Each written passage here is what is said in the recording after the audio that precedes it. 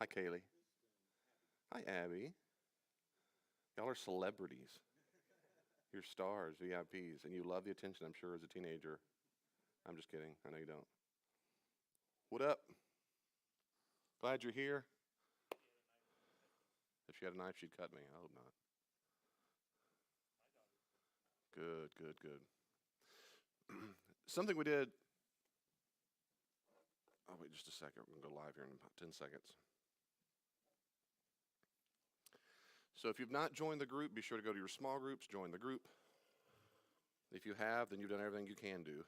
You can't mark your own attendance. Last week, for reasons beyond my control, there was no sound at all online.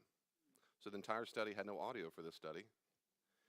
And so what I'm going to do is, if this is your first week, you're going to think this is crazy rushed. If you're here last week, I'm going to do a little quick review. Is that okay to do a quick, even if it's not? I hope you're okay. Don't get up and storm out. Maybe a review might be helpful too to second time around, click a little more. Good, I can tell by your silence you're excited about the review. Let's do a quick one on that, and really, we'll go past to the review, but we'll do that. I won't usually do this long of a review, but last week since we missed it.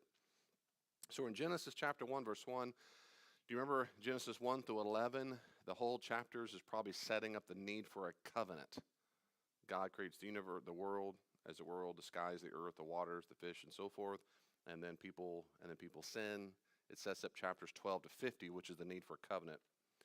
We need to focus on God and the ancient genre. We're not going to focus on all the characters themselves, but God, what God does.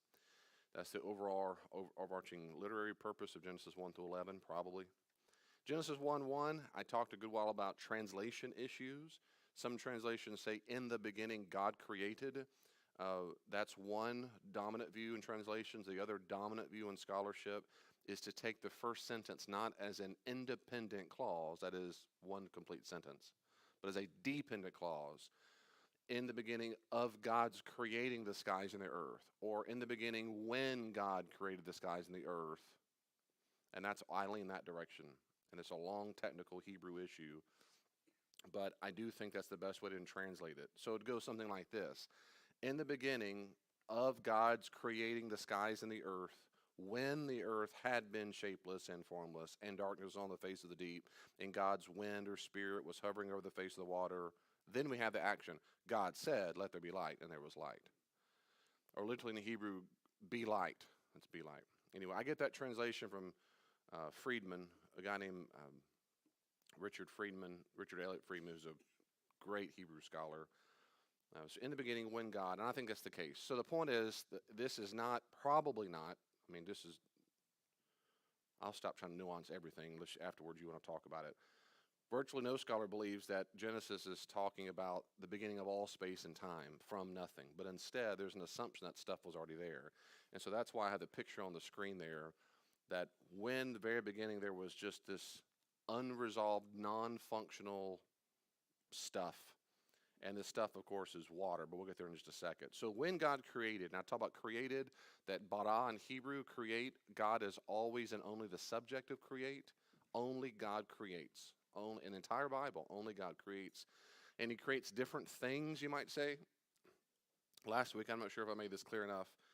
Roger talked about afterwards, God creating darkness. So what I did last week is I gave you examples of God creating different things in the Old Testament. So he creates Jerusalem, he creates people groups, he creates destruction, calamity, darkness, and so forth.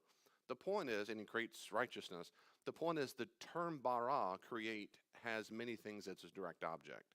It's not trying to suggest that every time it's dark outside, God did it, or every time a people group exists, God did it. The point is just when you look at the term of how a verb is used, the direct object can be a bunch of different things. And the point of that is, it is not create, does not, most of the time, does not mean a thing he manufactured, but abstract things like chaos or destruction and so forth. The point is, when we read Genesis, people think create typically means God is talking about the mechanism. He put these pieces of polymer together or these atoms together, and that is not what the author of Genesis is talking about. For God to create doesn't mean manufacturing stuff. like at a plant or putting polymers together. Not in Genesis and not in the ancient world. They didn't think that way. Instead, God, of course, means, and we'll talk a lot about this, it's the sense of God brings functions to things. Before I talk about that, so only God creates, but in Genesis, that's important because in the ancient world, when they talked about how other cultures, Canaanites, Mesopotamians, Babylonians, Egyptians, when they talked about how the world came to be, they had many, many, many gods involved in the process. And typically, even those gods had origin stories. In Genesis, that's very bizarre because it just says God said, or God said this, or God created. We've heard that so much, even non-Christians have heard that so much, we just assume it, we take it for granted. But it's much more like saying, and God created amongst deep-seated traditional Hindus in India. That would make no sense to them whatsoever, because they have millions of gods. And like in the ancient world, everyone believed in many gods, a pantheon, so it's a very bizarre idea that only God did it. And it is, it's unique, and I mean unique in the ancient world, not special, unique. No one talked this way in the ancient world. That really stands out as Jewish theology. That only God does it, and there's not a bunch of gods involved in the process. And God himself doesn't have an origin story where he came from. Just in the beginning, God was there, and he starts putting this watery stuff together, which we'll talk about more in a second. But the main thing about creation is not manufacturing stuff, but putting things to use. And so I gave the analogy last week of I went to my gym at the Y and said, when did this gym start? When did this room become a gym? I might say, I wouldn't say it this way, but I might say, who created this gym? And everybody knows in general, I don't mean when did the rubber get formed in the metal plates and the steel bowls, where it came from China, that came from Thailand, and these pieces were manufactured to get to here. When I say who created the gym, I mean what personal agent was in charge of taking all the stuff in the gym and forming it to a cohesive whole of different parts so that Lee could get big and swole. Because that's the goal, is for Lee to get big and swole. So that's what I mean is who brought it, put it to use, who put those things on that steel bar, and I go, oh, now I can do this with my biceps. When did this room become a gym? That's how ancient people thought about the cosmos or their earth and sky. Well, who put it to use? Who turned this earth into a gym? They would say, well, God did. Well, how did he do it? Well, that's the rest of the story. This is how we turn this watery chaos place into a functional gym, as it were, for us humans. Does that make sense enough to you?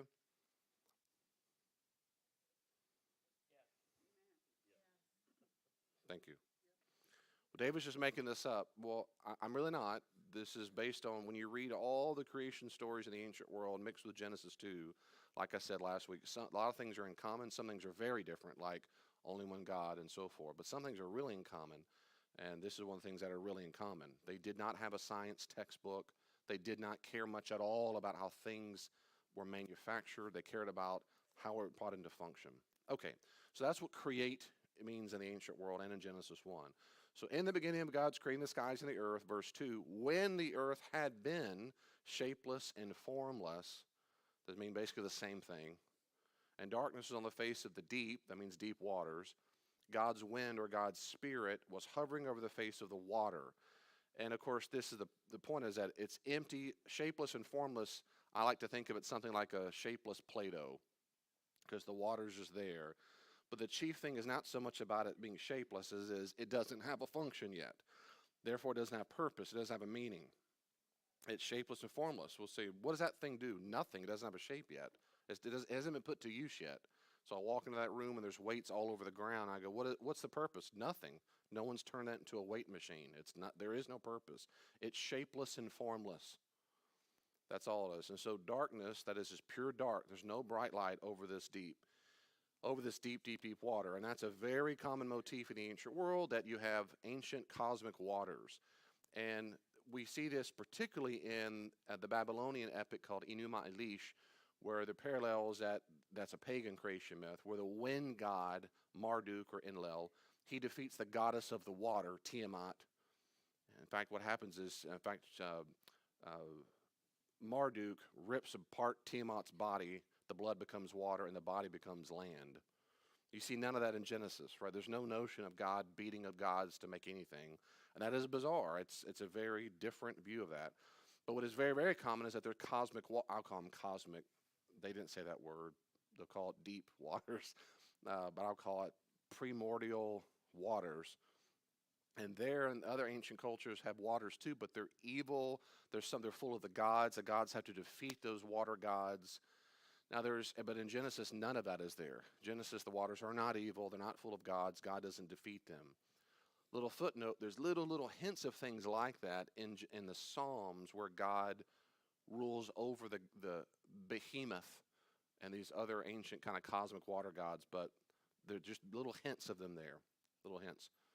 Please don't forget to do attendance on the groups. So waters are evil. So that's a picture here where see this cosmic, see below in the picture, the idea is that these water gods are there represented as the big snakes, but that is that water is spread up. Ancient Greeks, I mean, all the way up to not too long ago, in fact, they all thought that several things, but one is that everything's made out of water. So what's going over? Is it God's Spirit? Your translation probably says God's Spirit was hovering. Is that right? Remember we talked about ruach in Hebrew can mean spirit. It can mean wind, just like the Greek word pneuma, spirit or wind. In ancient cultures, when they talked about their creation stories, like the Babylonian Enuma Elish, which is the most common to our Genesis story, there, of course, the wind god is stirring up the deep of the goddess Tiamat. It's disruptive. You see the same thing in Daniel's vision in Daniel 7:2, where the four winds of heaven were churning up the great sea. It disturbs the beast of the water. And you have this same thing as instrument of God to master the waters can be found in the Exodus 14, that the Spirit, the wind of God churs up the waters to cause the waters to part. And so here we see that wind is associated with deity, but it's there to create chaos in this realm of chaos, to do something to the water. And that's a common motif, is that God's wind, he kind of blows out and he's going to mess around with the waters. And see, in the Old Testament, please listen here, the Old Testament, they didn't understand the Spirit of the Lord not really as a separate entity. In Trinitarian theology, we say God the Father, Son, and Spirit, and we treat the Spirit as a He, and we should. Jesus treated as a He. But in the Old Testament, the Spirit of the Lord, most of the time was not considered a separate entity, but rather an extension of Yahweh's power and authority. It's like the hand of the Lord, all through 2 Kings, Ezekiel, on and on through the Old Testament. No ancient Jew, as far as we can tell, thought God had a hand when it said, and he struck him with the hand of the Lord. No one thinks he had a hand. It's a metaphor for God's extension of God's power, his majesty, his authority. Well, that's how they treated the Spirit of the Lord. It's an extension of his power and authority. The Spirit of the Lord empowers a person in the Old Testament. They empower them to do a job, but he does not indwell them. It gives them authority like a king. The king gets the Spirit of the Lord, but it doesn't regenerate them. No longer, they're now forgiven by God.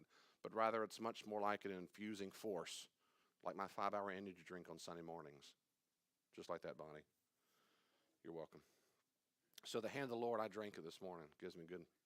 So that's what it's more like. So that's what's going on here is this God's Spirit, it probably is a wind of God, is in the Hebrew better translated probably is circulated, much like we should almost like this wind is circulating instead of just hovering like gentle flow, but rather it's going it's circling over the water, and it's going over and he's about to do something.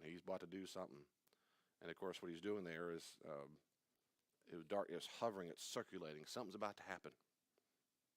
So the earth was non-functional. There's a watery darkness, and this supernatural wind of God was permeated by the power of God, was circulating over the waters. Something's about to happen. Then in verse 3, we have the first active verb. God said, let there be what? Yeah, let there be light. So Hebrew really just says, be light. Yeah, be light. It's the Hebrew jusav, if you want to know that form of verb. So, and it's interesting, in Genesis 1, only light is expressly created from nothing. That's the only thing in Genesis that is created from nothing. Be light. Everything else is manufactured. All other elements, they're formed out of other pre-existing matter. Like God says, let there be space, or firmament. I'll talk about that later. Let there be a space. Then it says, and God made the space, and so forth. The point is, this is the first time he didn't say, and God made the light. It just says, let there be light. Let there be light. The ancient world people did not think light came from the sun. So if we said, where does daylight come from? No one said from the sun. because that's not what happened. The sun was an object that was bright, but so was the moon. The moon was also a subject, an object of light. They had no concept that the moon is reflecting light from the sun. There's no concept of that. There's no hint in the text at all that daylight was caused by sunlight. Sun, moon, stars, they're bearers of light, but daylight was present even when the sun wasn't around. What about when there's an eclipse? There's still daylight. What about when it's super, super cloudy? There's still daylight. The point is, light existed independent of the sun. So that's why it was not light itself called yom or day. It was the period of light. Notice he didn't say God created light and he called it light. No, he called it day. That is this period of daylight. He created a period of daylight, a period of light. And that's what we have here. So on day one, God created time. He created time. That's what he did. And that's exactly the point of day one. This is the first of the functions God will use to bring order out of the chaos to the cosmos or dysfunction. So on day one, God creates time. Again, you have to think, again, there are no suns yet. They don't exist yet. It's just this, and all this says, all right, I'm gonna make a period of light. If there's a period of light, that means there's a period of darkness. We already had that part. At least now we're creating time. There's going to be a transition of day and light. Verse 4, God saw the light, that it was good, and God separated the light and the darkness. This is about how far we got last week. So God saw the light, that it was good. God separated the light and the darkness. In each case, creation is the act of separating a thing from the rest of matter and then giving it a name. That's what creation is. He saw it. It was good, and it separated light and darkness. We'll see that pattern the rest of the days. He's separating this from this, or giving things a function, or giving it a name. What does that mean that it was good? Well, good several. I think I'll talk more about this later on too. But good means it works. That's it. The Hebrew word good can mean beneficial. It can mean functional. It can mean ethical good. But that's the point. Is it works. It works. It's functional. And then we're going to see as we move here, typically it works for whom? Because this is not God's space. God already has his own space. That's the assumption of this. For whom is it good? For whom is it good that we have time? What's the pinnacle of creation?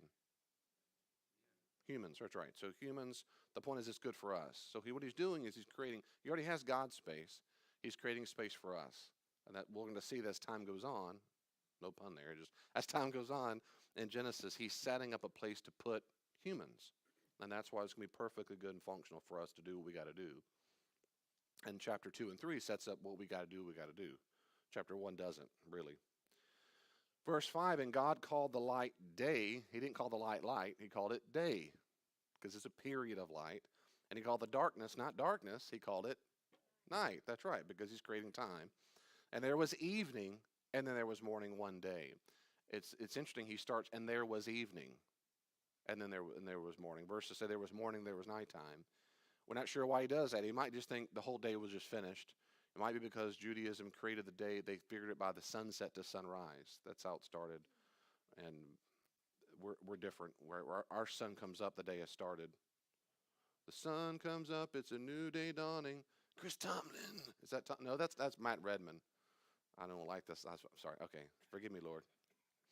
So that's very Western Roman of us to say it's a new day dawning. Jews would go, no, it's not. No, it's not at all. When the sun set, the day started. And that's why Shabbat, Sabbath, is Friday. We saw Friday night, Friday sunset to Saturday sunset. So that was their day. It's easier to fast when you're Jewish? Thank you, Red. Didn't know that. So he called the light day and he called the darkness night, and there was evening, there was a morning one day. And that word has been probably debated more than any in the history of anything. What does it mean a day? What does it mean a day? Well, day, yom in Hebrew, can include all kinds of things in the Hebrew Bible. Daylight hours, 24-hour day, special days like the day of his death. The plural can mean a few days. The plural can mean a whole year. And you have other things like prepositions and da-da-da-da-da. But the fact is, he probably just means a normal day. A normal day. So it seems to me that's exactly what he means. It's just a normal 24-hour period. And why would he do that? Because he's deliberately trying to set up, he's systematizing God's creative acts to set up day 7, which we'll see why he does that later on, not today, literally today. So he's just putting it into a 24-hour period to say, basically, it happened in systems. It's like a blueprint. I think that's what he has in mind there. I'm going to pause here because that's the end of day 1. Anything you want to talk about day 1? My 15-minute review of that. Anything else? Yes, ma'am, please.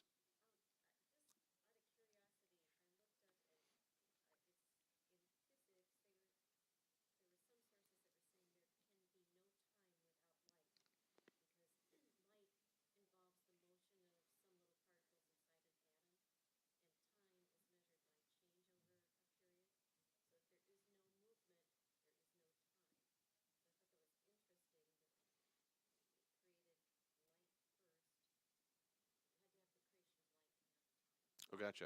So you say did your research on some physicists say, yeah, the change of photons inside of atoms, that you have to have change of light for there to be time. Yeah, maybe. Yeah, maybe. It's very debated what time is and how to measure it. It's very debated. Philosophers love to debate that all day long. They really do, and so do physicists.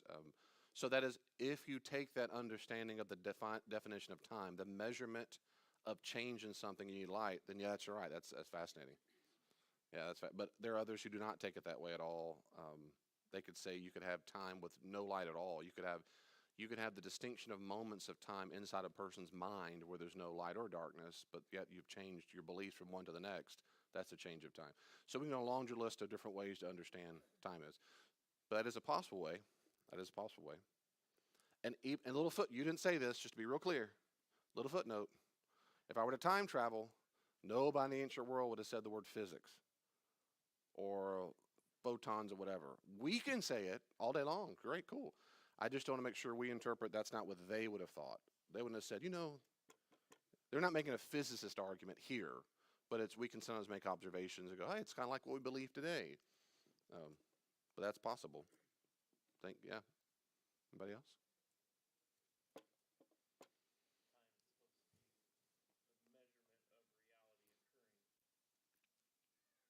Time is supposed to be a measurement of reality occurring. Huh. Okay. You need to write a book on that. There are many books, brother. I'm just saying you said supposed to be, so no, that's right. That's right. So an ancient person would have thought time equals basically when the sun, when it gets light and when it gets dark. When it gets light and gets dark, that's it. I mean, that's a nutshell. That's what time is for them. And for them in particular, which we'll see in a little bit, time really only matters for religious holidays and for agriculture. That's it. They're not philosophers. They're not. We'll see in this. They're not. And that's okay, but they're not. So day 1, God creates time. Day 2, anybody else? Go ahead. Yeah. Day 2, God said, let there be. This is verse 6. God said, let there be, literally in Hebrew, let there be a space or an expanse. Expanse is okay, that translation, that's fine. And this is I'm being pretty literal in the Hebrew. Friedman's literal, and I like this part. Let there be a space or an expanse within the water. It's within the water. And let it separate between water and water. And let it separate between water and water. It's kind of like God's wind blows a bubble in the watery deep. Good. So, and it's vault. That's right. So there, the word sometimes is translated firmament or vaults away. Firmament's kind of the old way of saying it. Vault is true. What is unclear in the Hebrew, if he's describing just the space or the edge of the space. My own view is he means, and for a lot of reasons, he means the edge of the space. Much like, again, if God blew a balloon, he blows it up, and as the bubble gets bigger and bigger, that bubble has an edge. Just like today, if you blow bubbles and it floats around, there's an edge to the bubble, and gravity makes it a circular, right? It's basically a perfect circle, roughly. And so that's why I think this image is just right. So he blows a bubble inside, and he separates water from water, within the water. That's what he separates. Verse 7, and God made the space or the expanse And it separated between the water that was under the space and water that was above the space. And it was so. And God called the space skies, and there was evening, and there was morning, a second day. So what is he going on here? Well, again, the firmament or expanse or space, again, it's either the entire airspace or more probably just the transparent edge of the space, like a glass dome, like a glass dome. Now, it's difficult to say which, but it probably does mean a glass dome. And one reason is because it's called rakia is actually in Hebrew what it is. And because the Hebrew word is almost always used to mean to hammer out something. So it probably has in mind a very, very thin, translucent shell. Like you've had a bubble that blew, and the children's ministry do this sometimes, bubbles float. If you took that bubble and the edge of the bubble, we call that rakia. That's the expanse, and it's hard. It's hard. Everybody in the ancient world thought it was hard. Everybody. It was a solid dome. And that's why that old King James translation called it a firmament. Everybody thought that. In fact, in the Near East, all the way up to about 200 AD, they all thought the sky was hard. It was rock solid. I told you in week 1, even the Egyptians, when they found iron ore from a meteorite, they called it, remember what I called it? Metal of heaven. Metal of rakia, that a different Egyptian word. But the point is they thought it came from the firmament, it broke off. They didn't realize it was a meteor. They don't know what a meteor is. So they would take that very valuable. King Tut had a dagger from meteor, and they called it this metal of heaven. They didn't make their own iron. They thought it fell off. That reminds me of, did you ever see the movie The Truman Show? Okay, there's the Truman Show, Jim Carrey's character, he was born and raised inside of a TV show, but it's a fake land. And I thought this often because I'm a nerd, but the point is, and he has no clue there's an outside world. But when he starts he thinks the sky and the earth that comes up whenever it wants to and all that stuff. There's other people. So his day and time is different from the God creature who's outside, Ed Harris's character, who's a great actor. And he's talking down when Jim Carrey's character is real nervous. He needs to leave, and he goes, "Why are you doing that? This is your home." You hear this echo booming voice. I mean, it's so theological. But we love you. The whole world loves you. We're all watching you, da-da-da. And he does this boat, and he goes, remember that right before then? And he smashes into the sky. That's exactly what an ancient person would have thought too. You would not keep going around. There's no globe to go around. You would have smashed into it. It's hard. So he's scared. Jim Carrey's character's like, ugh, he freaks out when he hits all of a sudden. Ancient, well, they go, yeah, of course. But it would have broken the boat, not broken through. There's no door. Up there's windows, but there's no door. It's all hard. So the purpose of rakia, the purpose of that shell, to break up the water from above and below, is because it's to regulate the weather, because the water above it, and that's what's going on. The waters above in the Old Testament, it's on your outline on the flip side page when we talk about where weather comes from. The waters above are the source of precipitation. Do you remember that? That's where clouds are formed at the end of the world, the windows of heaven. When it storms, he says he opens the windows of heaven, and the storehouses of rain and hail and snow, they're there. They're storehoused in the water. And below the earth, they also have big fountains. That's where if it floods or the rivers are formed by that. And so above and below, God uses this dome to, whenever he wants to manipulate nature to bring things we would call natural phenomenon, rain, snow, hail, and so forth. That water is used for that. We might call them, again, my word, not Hebrew, but cosmic waters that are up there. God lets some of it down every once in a while and brings some of it up every once in a while to help form weather. So day 1, God creates time. Day 2, God creates basically weather patterns. And that rakia, that hard shell, keeps it back. And of course, when you break a big bubble, when you break the water, what's left over? And that's what happens in verse 9, day 3. So not only is air now filling, God's wind, his air, has now filled up the bubble. Remember his ruach, his air and wind has filled up the bubble. And well, if you do that, what's in the middle now? Well, it could be nothing. It could be just a big fat empty bubble with air. But no, in here, in verse 9, we have day 3, God's going to make something else, or at least it brings to bear something that was there. God said, let the waters be concentrated above or under the skies into one place and let land appear. So now there's land. Not God made land, but we want to see it. So the assumption it was there all along. It was in this watery deep. And God went, and all of a sudden look, there's land. Verse 10, and God called the land, not land, but earth, right? So, of course, Adamah, there's a guy who's going to be created out of this, come later on, and his name's going to be Adam. Adam from Adamah. It's not a name.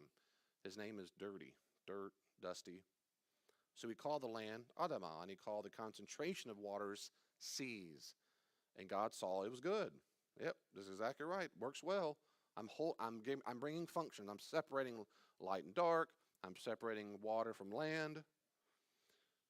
Now, it's interesting. God observes the day's product to be good on every day except the second day. On day 2, it didn't say it was good. But on day 3, it says it was good twice. Which you'll see in a second. But the reason why the second day's work, formation of space and water above, it's either that God chooses to break the structure. We'll talk about that later, maybe. But probably because there's 2 different things. The formation of land and then later on the plants. Probably so. Your translation might have it was good twice, but that's not from the Hebrew, it's from the Greek. But I'll talk nerd about that if you want to. So it's good. Verse 11, God said, let the earth generate plants. So here now we have generate plants. So we got land. He wants the earth to produce, to generate is a good word there. Plants, vegetation that produces seed, fruit trees, and making fruit of its own kind, which has seed in it on the earth, and it was so. The earth brought out plants, vegetation that produces seeds of its own kind, and trees that make fruit that each has seeds of its own kind. And God saw that it was good. And there was evening and was morning, a third day. So now we have, that's basically day 3 ends. We have 2 things that are good.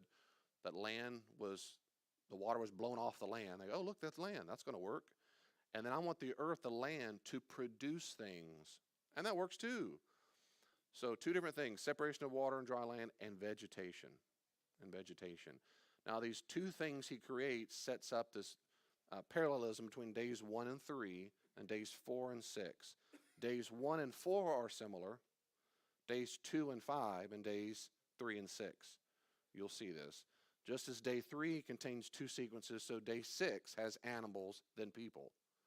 So he's done this deliberately parallel. I mean, this stuff is very, very structured. So notice that God doesn't make plants. The earth does. The earth does. Here, God creates what we might call the agricultural system. Plants bear seeds and grow new plants, and they grow new seeds, and grow new plants, and grow new seeds, and grow new plants. That's it. So thus far, God has created or established or brought to function 3 foundational aspects of existence for humans: time, weather, and agriculture. These 3 stand as the foundational functions of creation. That they are foundational, it's confirmed after the flood when God declares that he will never bring back the waters of chaos as he did in the flood. This is what he says in 8:22, Genesis 8:22. As long as the earth endures, seed time and harvest, agriculture, cold and heat, summer and winter, weather, day and night, time, will never cease. I'll never undo creation again. And I love how Walton says it this way: just as a king sets up an administration by which the state will operate, so God is setting up the administrative organs of the cosmos. Time, climate, and vegetation represent the tripart governing structure of the cosmos for an ancient person. Let me pause there. Day 3 in the books. Now, what question or comments do you have?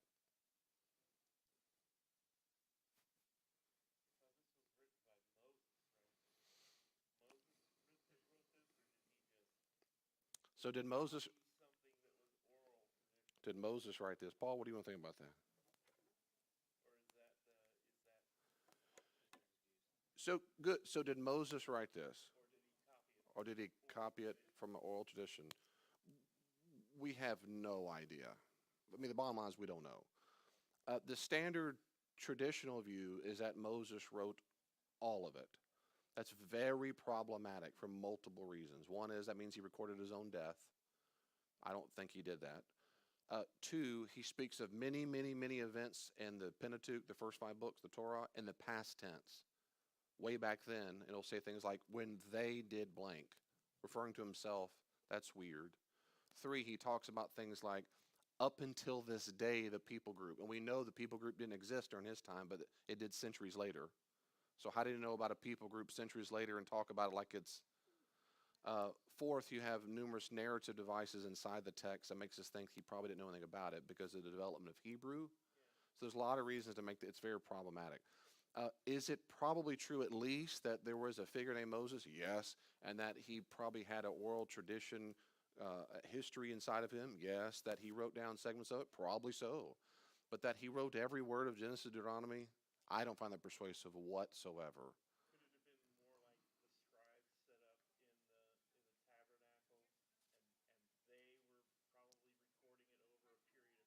The scribes in the tabernacle recording? Maybe. Well, this is back to week one, which I said that's the first thing I talked about was in scholarship, everyone is convinced that all of the Old Testament, all of it, including Genesis, therefore, came through a long tradition of oral history and of a composition history, that it took centuries, and its final stage was probably no later than the 6th century BC. But we know some of it is much older than that. We know that from Hebrew. See, the Old Testament has three kinds of Hebrew, and they go through different periods of time. So Hebrew specialists can read that, much like if I read the Declaration of Independence, and they use letters we don't use anymore, and they have some old Germanic background, some inflections. We don't talk that way or write that way. So I can read it and immediately go, oh, that's written about this time period because of the English represented. That's the same thing with any language, including Hebrew. And so we have portions of the text that are much older and some much newer, like the Song of Deborah. We have other places that are very ancient. But then you go to the book of Daniel 1 through 6, and of course 7 through 12 is different. You have some pretty old Hebrew, and you also have Aramaic. Aramaic didn't exist back then. So you have to explain, if it's a really, really old document, how do they get Aramaic in there? So we have telltale signs that some of this is not ancient. At least it was not written down a long, long time ago. It might be based on oral tradition that's very ancient, but that's very problematic. So my view is, I don't know who wrote this, but whoever put it down to final form did it very deliberately, delicately, to make this it's very systematic. Days 1 through 6 are almost exactly parallel. It's the exact theology represented. It just is very, and I'll talk more about that later too, but it's deliberate. Genesis, the beginning of chapter 2 and then 3, middle of 3, quite different. Whoever put that together was not the person who put together Genesis 1. And we'll talk about that when we get there. But yes, ma'am. Good. Could it have been Adam? Could have been Adam that wrote Genesis. Well, possibly the problem is if you look at, okay, so there's a lot of things. We know based on archaeological evidence that Hebrew itself existed, came into existence around the 6th century, millennium BC. That is to say, like any language didn't always exist based on archaeological. So you have Phoenician, then you have Semitic languages that arise about the same time. So you have Hebrew, and you have it later on in the south of the Egyptian hieroglyphics. Languages came into be, basically. And that's great. The problem is, with thinking that is more ancient than that, is we have no evidence Hebrew existed until the evidence we have, which means none of this happened early on was in Hebrew, which means the first human pair were not called Adam and Eve. They weren't called that at all. Now, why is that? Because Hebrew didn't exist. The people who spoke Hebrew gave them names, and they gave them Hebrew names. So you'd have to, not you, but a person would have to argue that Hebrew did exist at the very, very, very beginning, and then we lost track of it for either thousands or millions of years, and then it all of a sudden came back to be, and that's why we have evidence that came later on. That's possible. I don't find that persuasive at all, but maybe. I think Hebrew came into it. Because good. Why did it have to be in Hebrew? Because Genesis is in Hebrew. So when you say that Adam did it, the But couldn't it have been by word of mouth through the centuries, and then it was later? oh, okay. So maybe word of mouth, and later on it was interpreted, translated. Okay, yeah, maybe. Gotcha. That's what you think. Okay. I don't have any evidence for that, but that's possible. So so I hear you. I hadn't heard it that way before. So maybe by the time it got codified or written down, then it was in Hebrew. Maybe Because over the generations, if they didn't have writing, but they did communicate. they did communicate, as far as we can tell. So, stories were told and passed down over generations until they establish a writing in Hebrew. Right. Stories passed down. They probably did. We don't have evidence they passed down until they started writing about them, but it is very likely that they could communicate early on. But yeah. Hmm. Yeah. So then, when my Bible says that historically Jews and Christians alike have held that Moses is the author, and I don't believe that. Take that to heart because that may not be true. Good. So your Bible says that Jews and Christians traditionally have held that Moses wrote. Yeah. What? Author and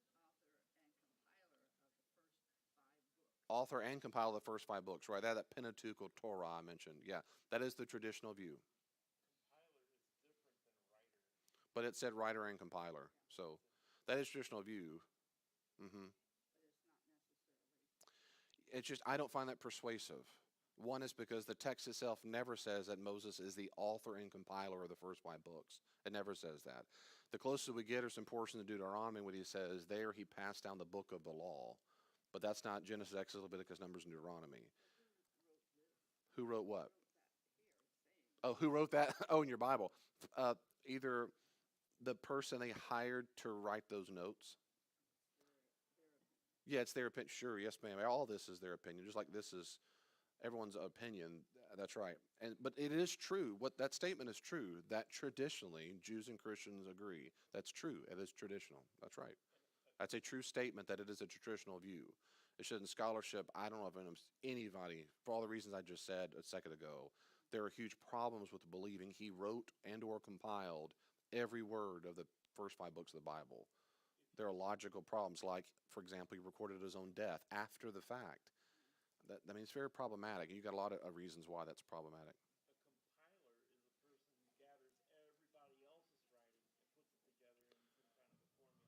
So a compiler is a person who puts everybody else's writing. That's right. So They don't actually write anything. So just because he compiled it, that guarantees you that he didn't write it because he compiled it. He didn't write it, he compiled it.